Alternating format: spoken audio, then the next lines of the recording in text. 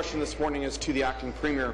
Acting Premier, over the weekend, Ontario residents learned that your government gave the Registered Nurses Association of Ontario, the Registered Practical Nurses Association of Ontario, and Working Families Coalition member union, the Ontario Nurses Association, $40 million supposedly to assist nurses your government is firing, get retrained, and find new employment.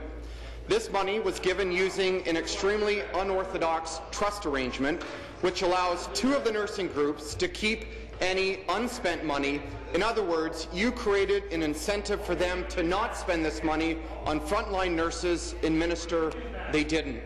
In fact, they only spent $236,000 on frontline nursing jobs, but racked up $6 million in expenses. Whoa. Acting Premier, what are you doing right now to get the $40 million back to the people of this province?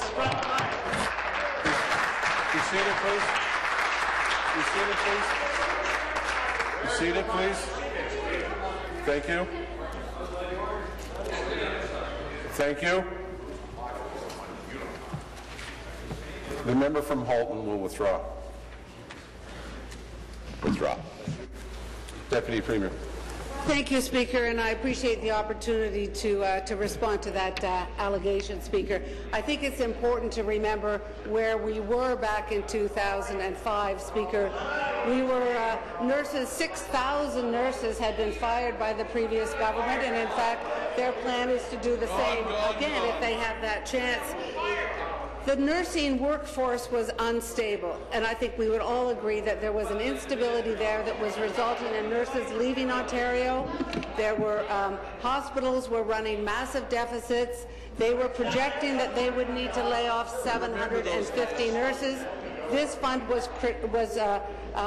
created, and it is a protected fund. That money must be used to retrain nurses who are moving from one area of specialty to another. That fund is protected. Yes, sir. It turns out that the need that was at that time expected to be used within a year, Speaker, turns out that need was not there because of other changes we have made. I'll speak more in the supplementary. Well, Acting Premier, the most generous possible interpretation of the Nursing Retention Fund, boondoggle, is that the RNAO, RPNAO, and ONA are utterly incompetent project managers and cannot be trusted to serve as stewards of taxpayer money. Deputy Premier, according to public accounts, Volume 3 from 2012 to 2013, the RNAO and RPNAO received over $18 million of taxpayer money combined, ostensibly to run various programs. Given their terrible performance with the Nursing Retention Fund, Acting Premier, will your government immediately freeze the flow of taxpayers' money to the RNAO and RPNAO in order immediate value for money audits of all these programs? If anyone had any doubt that the attack on nurses would continue, that doubt is now erased.